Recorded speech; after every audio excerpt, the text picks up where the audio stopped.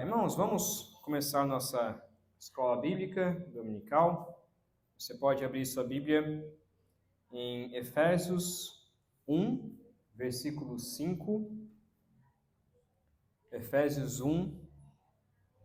Nós vamos ler, na verdade, do 3 ao 6, focando ali no versículo 5. Efésios 1, de 3 a 6. Ok? Eu vou ler aqui. Efésios 1. Vocês acharam? Vamos ler, diz assim a palavra de Deus. Efésios 1, de 3 a 5. Bendito seja o Deus e Pai de nosso Senhor Jesus Cristo, que nos abençoou com todas as bênçãos espirituais nas regiões celestiais em Cristo.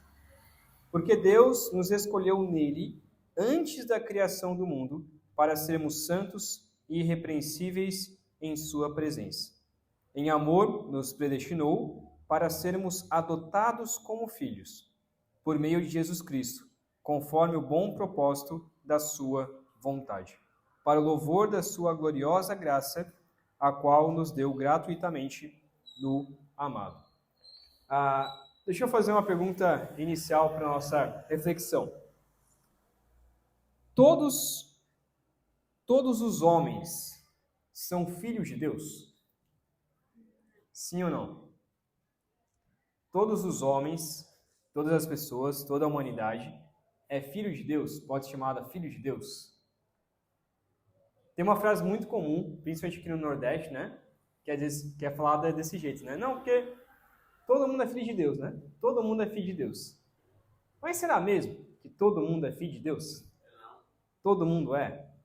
O que a palavra de Deus diz? Então, o que nós podemos entender é que todo homem, ele é criatura, toda a humanidade é criatura de Deus. Mas nem toda pessoa pode ser chamada e é considerada como filho de Deus. O que nós vamos estudar hoje é um dos pontos essenciais, os pontos mais importantes, uma doutrina mais importante, uma das doutrinas mais importantes, e que mais deve consolar o nosso coração e nos alegrar, que é a doutrina da adoção. É sobre a adoção de Deus, a forma como Deus nos adota como seus filhos. Então, na semana passada, a gente falou sobre justificação, que nós somos justificados por Deus, e a ideia então de que Deus, quando nos resgatou por meio de Cristo Jesus, nós éramos injustos, Ele então nos trouxe a justiça. Nós então somos justificados. E agora, uma das doutrinas essenciais, a parte da salvação de Deus, é também a forma da adoção. É como Deus nos adota. Então, o primeiro ponto aí, na verdade, hoje é só um ponto, é um capítulo curto, mas é interessante nós estudarmos e pensarmos sobre esse texto, sobre esse tema, ok? Diz assim, primeira parte aí, primeiro parágrafo, né? Digamos assim.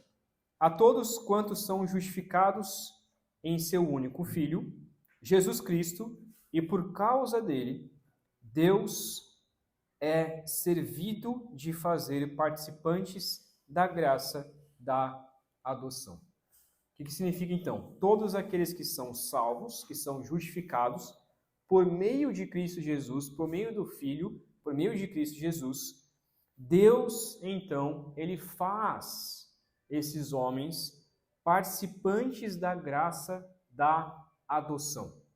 Eu quero ler mais um outro texto, só voltando uma página aí da sua Bíblia, Gálatas 4, versículo 4, eu vou ler até o 7. Gálatas 4, de 4 a 7, que diz assim: Mas quando chegou a plenitude do tempo, Deus enviou seu Filho, nascido de mulher, nascido debaixo da lei, a fim de redimir os que estavam sob a lei, para que recebêssemos a adoção de filhos. E porque vocês são filhos, Deus enviou o Espírito de seu Filho ao coração de vocês, e ele clama: Abba, Pai. Assim, você já não é mais escravo, mas filho. E por ser filho, Deus também o tornou herdeiro. Então esse texto é um texto maravilhoso, né? Assim como a Gálatas e Efésios, na verdade, são textos bem paralelos, são livros bem parecidos, né? Cartas bem parecidas. E nos dois apresenta isso, de que nós devemos ficar felizes, devemos ficar contentes, alegres, porque podemos chamar Deus de Pai. Abba, Pai. A palavra Abba, no aramaico, né? Ele literalmente significa pai.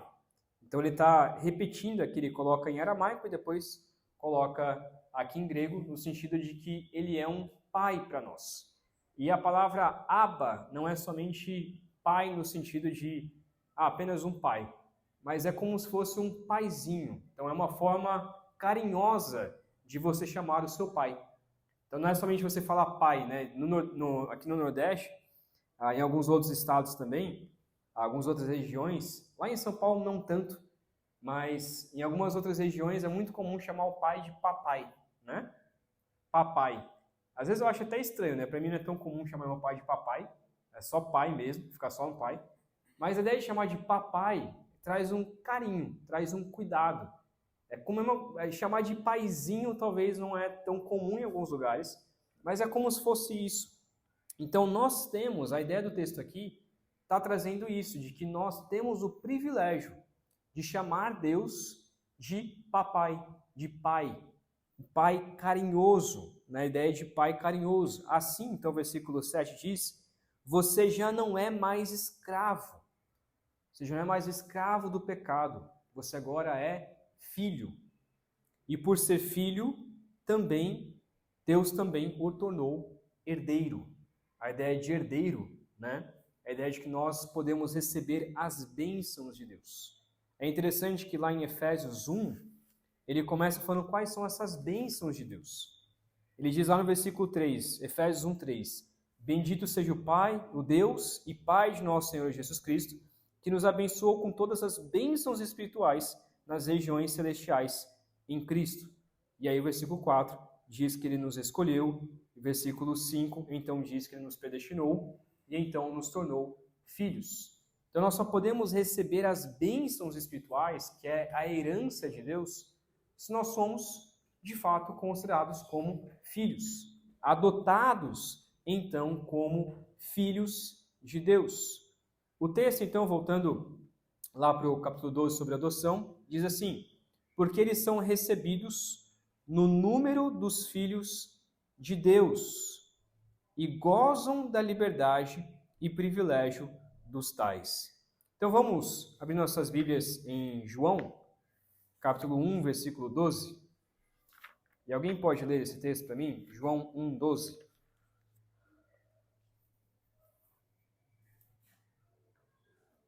Um, 12 e 13.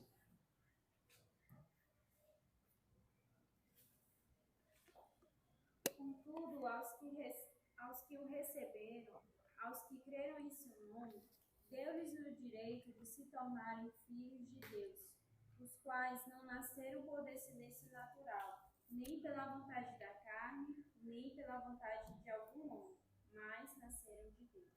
Muito bem, então o que esse texto nos ensina?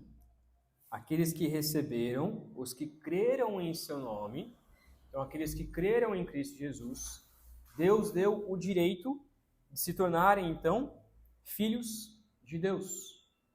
Então Deus nos deu esse direito. Nós não merecíamos ser filhos de Deus. Nós não merecíamos ser considerados como filhos de Deus. Então ninguém pode chegar e dizer assim, eu mereço ser filho de Deus. Eu sou filho de Deus porque eu sou bonzinho. Como pode Deus não me chamar de filho? Deus pode sim não chamar uma pessoa de filho se a pessoa não crer, se a pessoa não confiar em Deus, em Cristo Jesus como o seu Salvador. Então, o versículo 13 ele diz, os quais não nasceram por descendência natural. Que descendência natural ele está falando sobre isso? O que está falando de descendência natural? Para quem que ele está falando sobre isso? Para os judeus. O que os judeus acreditavam? Que eles eram filhos de Deus por quê? Porque eles eram filhos de Abraão. Então, eles falavam, nós somos filhos de Deus porque somos filhos de Abraão. Mas o que Jesus, em certo momento, diz para eles? Que eles eram filhos de quem? Na realidade, filhos do diabo, porque obedeciam mais o diabo do que a Deus. Então não adianta uma pessoa falar assim, eu sou filho de Deus porque eu mereço, porque eu faço coisas boas, porque eu tenho uma descendência boa, tenho pais que eram fiéis ao Senhor, eu tenho pais que eram cristãos e por isso que eu também sou cristão, eu tenho pais que eram filhos de Deus e por isso que eu sou filho de Deus. Não é por descendência natural, não é por causa do sangue que nós somos considerados como filhos de Deus, mas e nem é pela vontade da carne, nem pela vontade de algum homem. E aqui está um outro ponto. Não é porque eu quero ser filho de Deus. Não é porque eu tenho vontade de ser filho de Deus que eu sou adotado como filho de Deus. Não é por conta disso. Então é por conta do quê? Eles nasceram de Deus. É Deus quem quis adotar essas pessoas.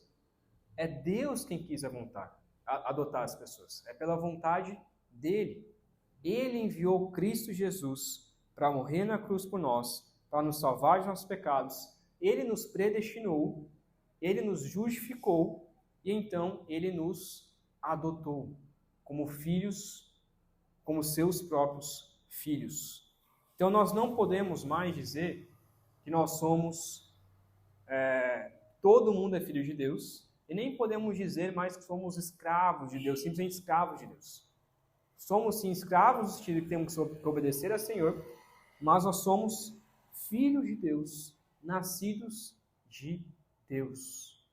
É por isso que logo depois, em João 3, texto bastante conhecido, né? João 3,16, que é bastante conhecido, mas antes, quando a gente vê lá em João 3,5, Nicodemos pergunta, né? Na verdade, um pouco antes, lá no versículo 1. Havia um fariseu chamado Nicodemos, uma autoridade entre os judeus. Ele veio a Jesus à noite e disse, Mestre, sabemos que ensinas da parte de Deus, porque ninguém pode realizar os sinais miraculosos que estás fazendo, se Deus não estiver com ele. Em resposta, Jesus declarou, digo-lhes a verdade, ninguém pode ver o reino de Deus se não nascer de novo. Ninguém pode ver o reino de Deus se essa pessoa não nascer de novo. Versículo 4, então, perguntou Nicodemos, como alguém pode nascer sendo velho? É claro que não pode entrar pela segunda vez no ventre de sua mãe e renascer. Respondeu Jesus, digo-lhe a verdade, ninguém pode entrar no reino de Deus se não nascer da água e do Espírito. Então, a adoção aqui que Jesus está falando é que a pessoa precisa nascer novamente. Para uma pessoa se tornar filho de Deus, ela precisa nascer de novo. E esse nascer de novo é crer em Cristo Jesus, morrer para o seu próprio corpo e então viver a nova vida. É ser salva por Cristo Jesus. Versículo 6 diz, o que nasce da carne é carne, mas o que nasce do Espírito é Espírito. Então, o que nasce da carne, aquele que confia na sua própria carne para a salvação, ele nunca nasceu de novo. Mas aquele que confia em Deus, no Espírito de Deus, para a sua salvação, então ele nasce de novo. Ele renasce a uma nova vida. Ele é adotado, então, pelo Pai. O texto então continua, eles gozam da liberdade e dos privilégios dessas pessoas. Como filhos de Deus, gozam dos privilégios dessas pessoas. Quais são os privilégios, então, que esses homens recebem? Antes vamos ler 2 Coríntios 6, se puder abrir comigo, 2 Coríntios 6, versículo 18. 2 aos Coríntios 6.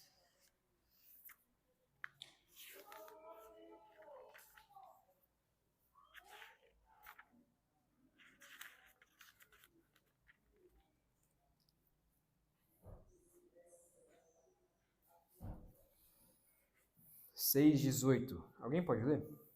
E serei o seu pai, e vocês serão meus filhos e minhas filhas, diz o Senhor Todo-Poderoso. Ok, está falando sobre a associação com os descrentes, né, de não pôr em julgo desigual. Está colocando aqui, olha, Deus nos chama de filhos. E ele diz, eu vou ser o pai de vocês serão os meus filhos e minhas filhas, diz o Senhor Todo-Poderoso. A ideia aqui é que eles não devem andar de forma pecaminosa e se relacionar, então, com pessoas de maneira impura. Então ele diz que ele será o nosso pai. Quais são os benefícios, então, os privilégios, a liberdade que Deus nos dá ao nos chamarmos de filhos? Primeiro ali, ele diz que nós seremos chamados pelo nome de Deus e receberemos o espírito de adoção. O que é ser chamado pelo nome de Deus? Ser chamado de cristão. Ser chamado como filho de Deus. Então nós somos chamados como aqueles que pertencem ao Senhor.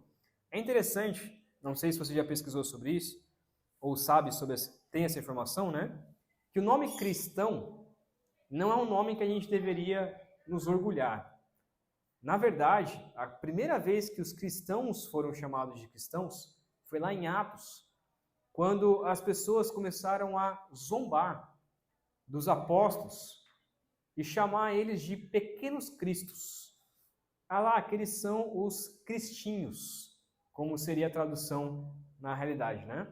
Eles lá são os cristinhos. São aqueles que tentam imitar ou seguem esse tal de Jesus Cristo. Antes de serem chamados de cristãos, eles eram chamados de os do caminho, ou os no caminho. Aqueles que seguem o caminho de Jesus. E depois, zombando deles, eles eram chamados então de cristãos. A ideia aqui então é que nós podemos ser chamados pelo nome de Deus. Nós podemos ser chamados, temos relação com o próprio Deus. Nós temos, digamos assim, o sobrenome de Deus na nossa vida, né? Fazemos parte da família de Deus. Vamos ler Romanos 8, versículo 15. Alguém pode ler? Romanos 8, 15.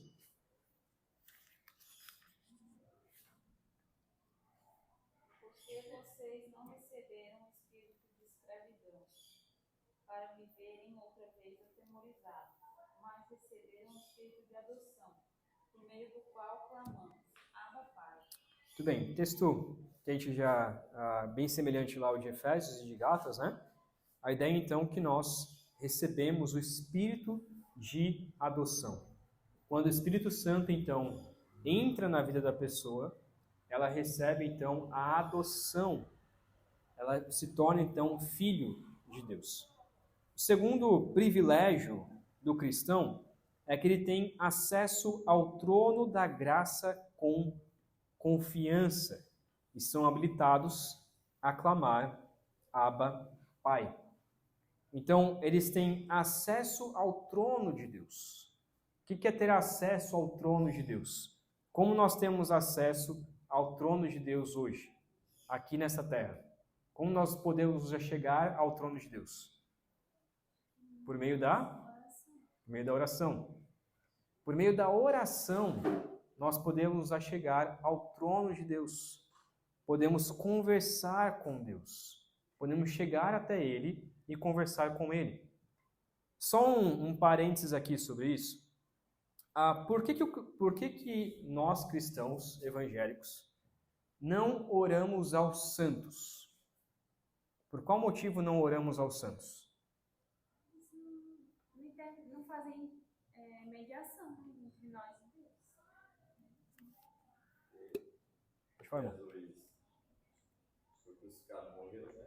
Aí não teve mais a necessidade do sumo sacerdote para levar o santo do santo, né? Não tem mais como mediador. A gente é o templo e o nosso acesso acesso é livre. A qualquer hora, em qualquer lugar, a gente pode sair do lugar e ir lá. Justamente. Então é interessante que os católicos acreditam, né, de que, não, a gente pode orar para Deus. Eles até acreditam nisso, que a gente pode rezar para Deus. Mas diz, não, mas é melhor a gente ter intercessores.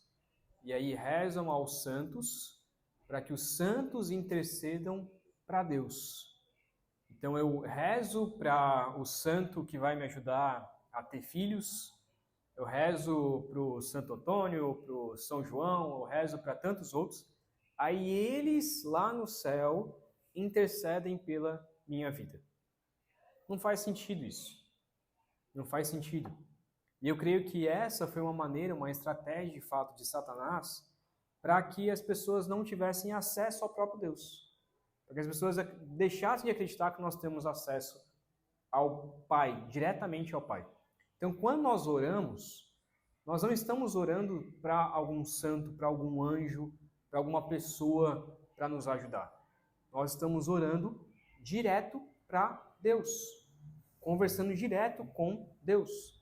Se eu posso chegar direto ao trono de Deus e conversar com Deus, porque Ele é meu Pai e eu sou seu filho, por que eu vou precisar de um terceiro? Por que eu vou precisar de uma outra pessoa, de um outro ser, de um outro santo, um outro anjo, para levar as minhas orações? Sendo que eu já tenho acesso direto a Deus. Então, quando eu converso com Deus, eu converso diretamente a Ele. E eu posso chamar Deus de Pai, de paizinho, de papai. Eu posso chamar Ele com cuidado e com carinho, não menosprezando, obviamente, quem é o Senhor, o Deus Todo-Poderoso, mas eu tenho que saber de que Deus, Ele está comigo. E de que Deus me considera como seu filho, como um pai. É interessante, irmãos, eu já presenciei muito isso. Pelo menos umas duas mulheres eu conheci que falaram isso, né? De que tinham dificuldade de orar para Deus Pai, porque não tiveram um bom pai. Eu não sei se isso já conheceu alguém assim, que tinham dificuldade de orar para Deus, porque Deus é nosso Pai, porque elas não tiveram um bom pai. Então, porque não tiveram um bom pai, ficou difícil de orar para Deus Pai. O que é interessante é que dizem, né? Tem um livro e um filme também, que é meio complicadinho, chamado A Cabana. Esse filme, né? Depois foi feito em filme, tem algumas partes de fato interessantes na questão do carinho de Deus, na questão do cuidado de Deus, de ajudar aquela pessoa que passou por um trauma em sua vida e todo o carinho e cuidado da Trindade ali com aquele homem. Mas tem um problema, que esse filme representa tanto Deus como o Espírito Santo como mulheres, como se fossem duas mulheres. E aí Jesus é um homem. E aí diz o autor, depois falando sobre isso, de que ele tem muita dificuldade de enxergar Deus como um pai, porque ele teve problemas com o seu pai. Eu não conseguia orar para Deus como se fosse um pai, e orava como se fosse uma mãe. E ele acredita que Deus Pai, ele pode se manifestar de várias formas, como pai, como mulher, como qualquer outra coisa. Mas ele também acredita que o Espírito Santo, aí complica um pouco mais, que ele diz que, de fato, o Espírito Santo é mulher. E isso ele diz assim, piamente, né? De pé junto mesmo. Porque ele acredita que Deus pode até ser o Deus Pai, o Espírito Santo é mulher, e aí o Espírito Santo concedeu a Cristo Jesus, que é um homem. Então, para ele não faz sentido o Espírito Santo ser um homem. Deus não tem sexo ou algo como a gente pode imaginar, como nós acreditamos. No entanto, a palavra de Deus não apresenta Deus de uma forma feminina. Sempre vai apresentar Deus de forma masculina. Devemos respeitar isso. Não tem como a gente entender como Deus é, mas devemos respeitar isso. e sobre a dificuldade de muitas mulheres orarem a Deus como um pai, porque tiveram uma péssima relação com o pai, isso deveria ser ao contrário. As mulheres que têm problema, né, de orar a Deus porque Ele é um pai, deveriam se alegrar, porque agora elas têm, de fato, um pai verdadeiro. Então, se você não teve um pai, um bom pai, você pode ter Deus como seu pai e saber que Ele sempre será um bom pai. Ele sempre é o exemplo, o maior exemplo de paternidade. Um Deus verdadeiramente poderoso e, ao mesmo tempo, um Deus amoroso. Então, nós podemos chamar Deus com todo carinho do nosso Pai, nosso Abba Pai. Então, o texto continua da forma, então, como nós somos tratados, o privilégio que nós temos em ser chamados de filhos, é que nós somos tratados com compaixão. Somos tratados com compaixão. Vamos ler esse texto, Salmo 103, versículo 13. Salmo 103, 13.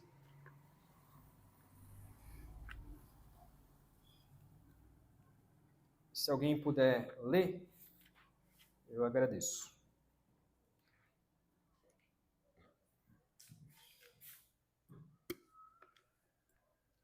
Como um pai tem compaixão de seus filhos, assim o Senhor tem compaixão dos que eu tenho. Muito bem. Então, a pergunta que eu quero fazer para vocês, então, sobre isso. Como Deus trata os que não são filhos de Deus, que não são os seus filhos? Se Deus trata os seus filhos com compaixão, como Ele trata os que não são os seus filhos? É uma pergunta. O que não é filho dele é filho do diabo. E como que Deus lida, como que Deus trata? Deus trata com compaixão aqueles que são filhos do diabo? Se Deus trata os seus filhos com compaixão, como que Ele trata os que são filhos do diabo? E aí? Um acordo com aquele. Deus não vai tratar o que não é filho dele com ignorância, não. Vai falar com amor também. Mas olha o que é interessante. A gente sabe que Deus ainda assim, Ele é compassivo com todos. No entanto, há uma grande diferença no tratar de Deus com os filhos de Deus e com aqueles que não são filhos de Deus. Sabe o que está sobre os que não são filhos de Deus? A ira de Deus. A ira de Deus está sobre aqueles que não são os seus filhos. Deus está irado com os pecadores. Deus está irado com as pessoas. Mesmo irado, Ele trata com a sua graça, que é o que nós chamamos de graça comum, que é a graça de Deus sobre todas as coisas. Então Deus ainda assim manda chuva para os justos e para os injustos. Deus ainda assim abençoa aqueles que são injustos, mas a sua ira está sobre essas pessoas. Ou seja, Deus em momento algum fica contente com o ato de uma pessoa que não é seu filho. A sua ira está sobre essas pessoas. E quando a gente prega o evangelho, muitas vezes a gente esquece disso. E a gente trata as pessoas com muito carinho, com muito amor, com muita benevolência, com muita compaixão. Olha, aceite a Jesus, porque a sua vida vai melhorar. Aceite a Jesus, porque você vai ser mais abençoado. Mas a pessoa talvez olhe para a sua vida e fale assim, por que eu preciso aceitar Jesus, sendo que a minha vida já está boa? Por que eu preciso aceitar Jesus, sendo que tudo de bom acontece com a minha vida? A gente tem que olhar para a pessoa e falar assim, olha, entrega a sua vida a Cristo Jesus, porque se você não entregar a sua vida a Cristo Jesus, a ira de Deus vai continuar sobre você. Deus está irado contra você. Tem uma pregação que é interessante você ouvir depois, ler, ouvir, tem no YouTube, transliterado, né? Depois eu posso procurar e mandar, que é, agora eu esqueci, do Jonathan Edwards, Pecadores nas mãos de um Deus irado. Pecadores nas mãos de um Deus irado. Essa pregação, irmãos, do Jonathan Edwards é muito interessante mesmo. Jonathan Edwards foi um pastor puritano em 1600, mais ou menos, acho que é isso, a data que ele viveu. Foi um grande pastor e ele pregou essa pregação de pecadores nas mãos de Deus irado. Foi num culto doméstico em uma casa e ao chegar nessa casa, ele pregou esse sermão, só que ele ia pregar as duas partes do sermão. Ele ia pregar pecadores nas mãos de um Deus irado e depois pecadores nas mãos de um Deus gracioso, acho que é mais ou menos isso. Só que chegando no meio do sermão, que era essa primeira parte do sermão, em que ele fala sobre a ira de Deus, as pessoas daquela casa começaram a chorar, a clamar a Deus, pedindo perdão pelos seus pecados. O Espírito Santo caiu ali naquele momento, e eles começaram a simplesmente ficar desesperados, porque Deus estava irado com eles. E eles dizendo, Deus está irado com os pecadores. E as pessoas começaram a perceber que, de fato, isso era real. E sentiram a ira de Deus sobre as suas vidas. O que ele fez? As pessoas passaram a madrugada inteira chorando. Ele interrompeu o seu sermão. Passaram a madrugada inteira chorando e clamando a Deus. Aí ele voltou para casa, dormiu em paz. Ele foi para casa, dormiu em paz, tranquilamente. Acordou às 6 horas da manhã, foi para casa onde ele tinha pregado e pregou a segunda parte do seu sermão. Que é pecadores, acho que é um Deus gracioso ou algo parecido. E aí mostrou que a graça de Deus está sobre aqueles que são libertos, aqueles que são salvos. E aí as pessoas ficaram felizes, tomaram seu café e tal, e ficaram contentes por conta disso. O que é interessante sobre essa história? Que às vezes a gente prega um evangelho muito maquiado. Muito assim, aceite Jesus porque vai ser a melhor coisa que você vai fazer da sua vida. Mas a gente não prega no sentido de que se você não entregar a sua vida ao Senhor Jesus, você vai para o inferno. E a ira de Deus vai estar sobre você. A gente não prega essa parte, a gente tem medo de pregar isso. O que acontece muitas vezes? Que as pessoas vão para a igreja e começam a participar da igreja e começam a viver a igreja, mas de fato nunca são salvas por Deus. Porque o pecado não pesou sobre a vida delas. A pessoa precisa entender o que é o pecado. E o pecado precisa doer no seu coração. Para que aí, finalmente, ela é tratada então com compaixão. Mas sem a adoção, sem a pessoa ser adotada como filho, ela não recebe a compaixão de Deus. Ela não tem a compaixão de Deus. Tem a graça comum, mas não tem a compaixão. Deus não é compassivo com as pessoas e o tempo todo está irado com elas. Vamos continuar. A segunda, além de tratar como compaixão, Deus protege a vida delas. Deus protege a vida dos seus filhos. Vamos ler Provérbios 14, versículo 26. Alguém pode ler? Provérbios 14, versículo 26.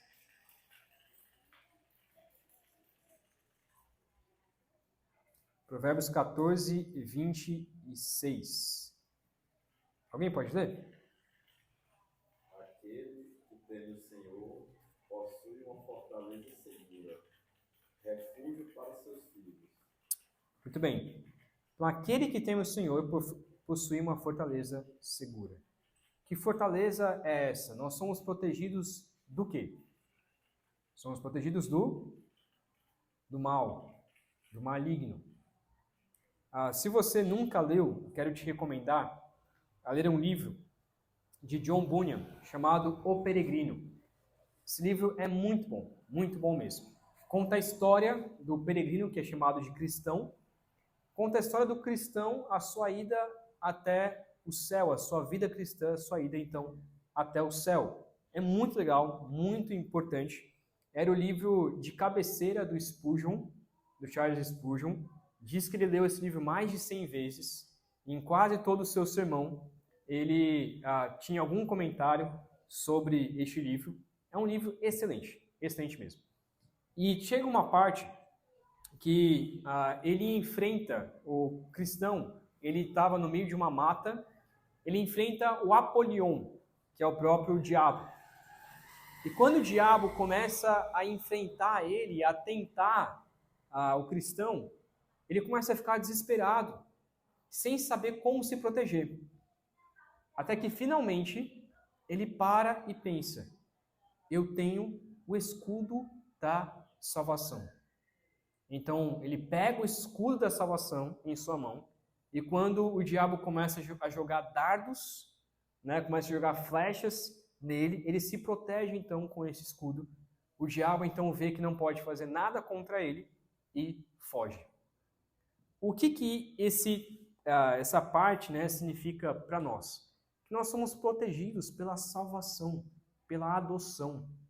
O diabo não pode fazer mais nada contra nós. Ele sabe muito bem disso. O diabo sabe que não pode fazer nada contra o cristão. Nada, ele não pode tirar a sua salvação. Então o que ele faz? Ele nos tenta. Ele faz o máximo para nos tentar, para nos desanimar, para que a gente peque, para que a gente não viva uma vida de 100% glorificação ao Senhor.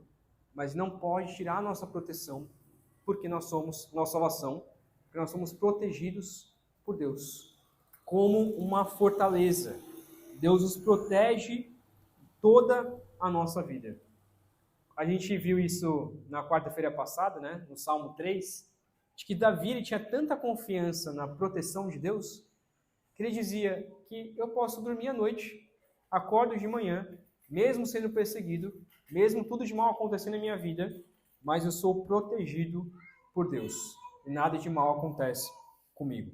Então nós temos a proteção do Senhor. Outro benefício do cristão, outro privilégio do cristão, é que nós somos providos. Nós temos a providência de Deus. Você pode abrir Hebreus 12, versículo 6. Hebreus 12, versículo 6. Alguém pode ler do 5 ao 6, na verdade? Hebreus 12, 5 ao 6.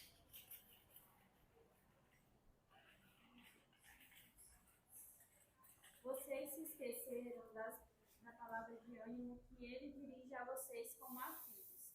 Meu filho, não despreze a disciplina do Senhor, nem se magoe com a sua repreensão, pois o Senhor disciplina quem ama e castiga todo aquele a quem aceita como filho. Muito bem. O que esse texto então nos traz, que já aponta para o próximo ponto aqui também, que nós somos corrigidos como por um pai. A ideia então desse texto é que Deus providencia as suas bênçãos para nós, as suas providências, por meio do castigo, por meio da disciplina. Então, tem até um livro, que é o livro final da vida do John Piper, John Piper ainda está vivo, mas ele escreveu, ainda está vivo, mas é o livro, diz que é o livro auge da vida dele, do pastor John Piper, que é chamado de Providência. É um livro, se eu não me engano, de quase 900 páginas, ou quase 1000 páginas. É grosso, bem grande. E ele dedicou todo esse livro falando sobre as bênçãos de Deus para os cristãos. Deus, ele é um Deus gracioso. Deus é um Deus bondoso. Ele nos providencia as suas bênçãos. E como ele faz isso? Nos corrigindo, como um pai. Esse texto de Hebreus, ele também diz isso, um filho, quando é disciplinado por um pai, naquele momento ele não considera como algo bom, mas passa o tempo, à medida que ele vai crescendo, o filho vai agradecendo ao seu pai, dizendo muito obrigado porque o pai me disciplinou, porque se não tivesse me disciplinado, eu não seria quem eu sou hoje. Então hoje, né, falar sobre disciplina física é até um problema, né, porque hoje pai não pode mais disciplinar os seus filhos, né? Mas o texto de Hebreus está relacionado aos judeus, que era algo comum, o pai disciplinar o seu filho fisicamente. Eu fui disciplinado pelo meu pai fisicamente, não tenho problema algum com isso. Não pode ser exagero, mas não tenho problema algum com isso. O texto está nos falando que o filho, quando é disciplinado pelo seu pai, naquele momento ele vai achar algo ruim. Obviamente, ele acha algo ruim. Mas com o tempo, o verdadeiro filho, quando ele então passa pela disciplina, quando então acaba o choro, ele para e percebe que se ele não fosse disciplinado pelo seu pai, ele continuaria em rebeldia. Ele precisava dessa disciplina. Deus faz isso conosco. Deus nos disciplina. Como ele nos disciplina? Como que ele faz isso? Ele nos castiga pelo nosso pecado.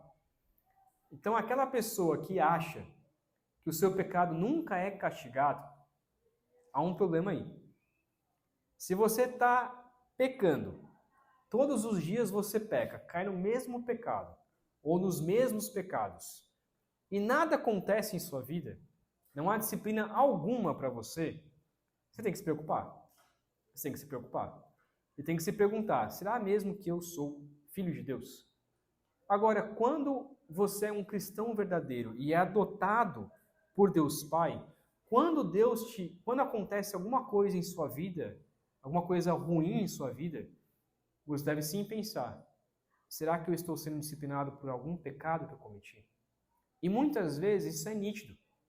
É nítido. Como que nós somos disciplinados? Muitas vezes Deus nos traz o desânimo, nos traz remorso, nos pesa o pecado. E a gente precisa perceber isso. Talvez em situações da vida que a gente achava que tudo ia acontecer de bom ou de melhor, e acontece alguma coisa que Deus intervém ali para mostrar, olha, você precisa entender, você precisa mudar o seu coração pecaminoso. E assim Deus vai nos corrigindo. Pode ser até mesmo uma doença, algum problema de saúde, que Deus então permite para nos moldar, para nos corrigir. Então ele vai nos corrigindo como um pai. E a última parte, que eu vou unir essa última parte aqui, e já ir para o final, é que além de Deus agir dessa forma conosco, nós devemos acreditar em um dos pontos da doutrina muito importante para a reforma, que é a doutrina da perseverança dos santos. O que é a perseverança dos santos? Que os santos, os salvos, eles nunca perderão a sua salvação. E é esse ponto aqui. Como que eles não vão perder a sua salvação? 3 coisas, então, que ele fala aqui. Primeiro, eles jamais serão lançados fora. Lamentações 3:31 diz sobre isso. Então, jamais, em momento algum, nós seremos lançados fora, lançados ao inferno. Então, quando você é adotado como filho, você pode ter certeza de que você não vai mais para o inferno. Quando você é verdadeiramente adotado como filho, você pode ter a certeza disso. Eu não vou mais para o inferno, agora eu vou para o céu. Eu posso ter essa certeza, ainda que muitas vezes a gente duvide, haja aquela dúvida em nosso coração, mas quando você é verdadeiramente adotado, salvo por Deus, você pode ter essa certeza, eu nunca mais serei lançado no inferno, porque Deus em Cristo Jesus me salvou. Segundo, porque nós somos selados, pois estão selados para o dia da redenção. Eu falei isso já na semana passada, né? O que é este selo? Que possivelmente esse selo era o selo de uma carta. Então tinha aquela carta, e aí a pessoa ia lá, colocava a vela ali, né? Queimava a vela em cima daquela carta e colocava o seu anel de selar, ou então um negocinho de ferro que parava ali em cima e marcava aquela carta, e aí todo mundo sabia que aquela carta pertencia àquela pessoa. Esse selo, então, traz essa ideia de que nós só seremos abertos, nesse sentido, né? Nossa vida está selada para o dia da redenção, para o dia em que seremos salvos lá no céu, o dia em que nós iremos ao céu e ficaremos então livres do pecado. O Espírito Santo então nos sela, autentica, essa pessoa pertence a Deus. E por fim, herdam as promessas na qualidade de herdeiros da salvação eterna. Então Deus nos dá as suas bênçãos espirituais, tanto aqui na terra, e nos dá as suas bênçãos para nós desfrutarmos lá no céu, para sermos herdeiros da salvação eterna. Ou seja, nós não merecemos a salvação, nós não merecemos o céu, mas Deus nos dá como herdeiros. Nós podemos herdar então a salvação e podemos receber então a salvação eterna. Então a adoção envolve tudo isso. Hoje nós temos livre acesso ao Pai. Hoje nós podemos conversar com Deus como filhos, somos filhos de Deus. Hoje nós temos a salvação eterna, temos a perseverança dos santos, ou seja, em momento algum poderemos perder a nossa salvação se somos de fato cristãos verdadeiros, e temos o selo do Espírito Santo. Deus nos sela e nós podemos então crer que iremos ao céu. Ok, irmãos? Alguma pergunta para a gente encerrar esse momento? Sim. Fala, irmão João. A mesma pergunta, porque eu disse que Deus, que Deus a pessoa que não é de Deus, ele tinha que casar. Aí você falou com a ira. Mas tem dia que eu passei 50 anos na ira de Deus, eu sou cristão. Desde que ali esse ano, Deus não estava com amor comigo, não. Deus não estava o quê? Com amor? Sim e não, irmão João. Sim e não. Assim ou não? Sim e não. Por que sim? Porque Deus, ele continua sendo amoroso, continua sendo bondoso, mesmo com os que não são cristãos. No entanto, Deus estava irado com o Senhor quando você não era cristão. Deus estava sim irado com as suas atitudes. Você mesmo não se ira com quem você era antes? Você não fica magoado com quem você era antes? De falar assim, eu era aquele homem, assim, assim, assim, fazia isso, isso, isso, cometia esses pecados, fazia assim, assim, assim. Você não se ira por conta disso? Deus da mesma forma. Então, se o cristão hoje, ele fica feliz com quem ele era antes, então ele não era cristão de verdade. E a ira de Deus, ele é da mesma forma. Deus, ele se ira com aqueles que não são cristãos. Ele está irado com essas pessoas. Agora, com a gente que é cristão, Deus está irado conosco. Pelas nossas atitudes, Deus poderia estar irado conosco. Por quê? Porque a gente continua pecando. No entanto, agora, nós temos Cristo Jesus. Eu gosto de falar, tem pessoas que não gostam muito dessa ilustração, mas eu gosto de falar que Jesus é como se fosse um guarda-chuva. Qual que é a ideia do guarda-chuva, né? Quem olha de cima não vê quem está embaixo. Né? Quem olha de cima lá do céu e vê num dia de chuva, né? Só vê o guarda-chuva. Não sei se tem aquela cena, vocês já viram aquela cena de cinema que começa a chover e aí o pessoal vai abrindo o guarda-chuva e aí a câmera lá de cima mostra um monte de guarda-chuva diferente ali, né?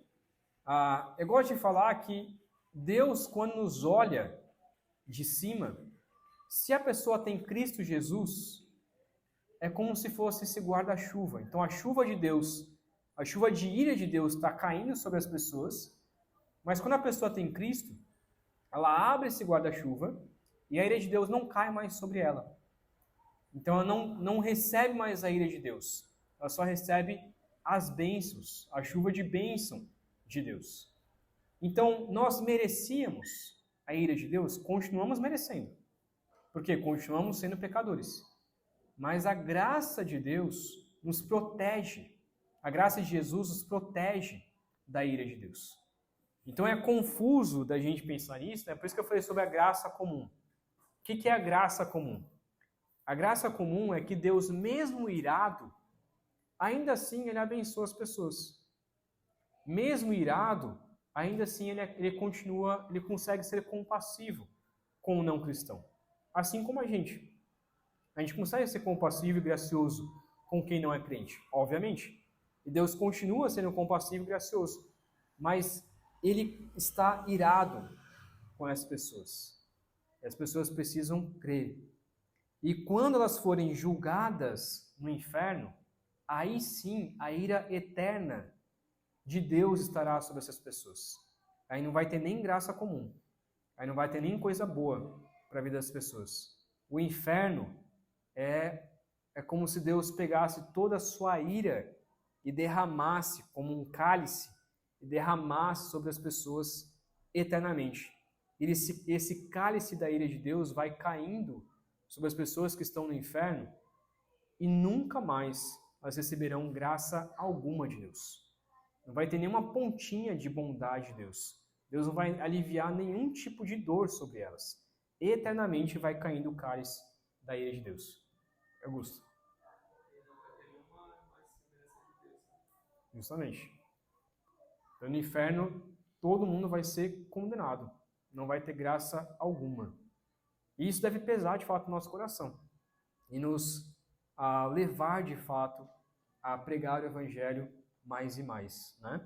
Por isso que nós podemos estar alegres. E quanto mais a gente fala sobre a ira de Deus, mais isso deve nos colocar na urgência de que devemos pregar o Evangelho, mas também nos alegrar todos os dias, porque não estamos mais sobre a ira de Deus.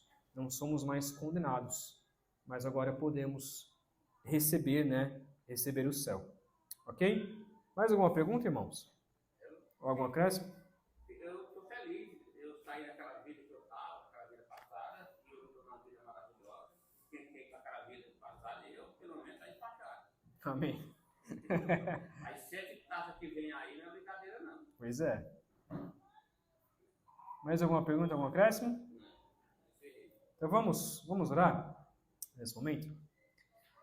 Pai querido, obrigado, meu Deus, pela sua graça e pelo seu amor sobre nossas vidas. Ó Deus, nos ajude a saber e entender que nem todos são filhos do Senhor. E nos ajude, ó Pai, a pregar o verdadeiro evangelho às pessoas para que elas creiam em Ti e se livrem da ira de Cristo Jesus, da ira de Deus, através de Cristo Jesus. Ó Pai, obrigado por nos adotar como filhos, obrigado por entregar o seu próprio Filho para morrer na cruz por nós, para nos trazer o Espírito de adoção, o Espírito Santo, para que nós pudéssemos ser adotados pelo Senhor. Ó Deus, hoje podemos sim ser chamados de filhos, hoje podemos chamar o Senhor de Pai. Nos ajude a ter intimidade com o Senhor, nos ajude a conversar mais contigo, nos ajude a ter uma amizade, uma intimidade em nossas orações, de crer que podemos ter total acesso ao Senhor. Ó Pai, obrigado, porque temos acesso livre ao trono da graça e podemos conversar contigo como um Pai querido. É o que oramos, em nome de Cristo Jesus. Amém.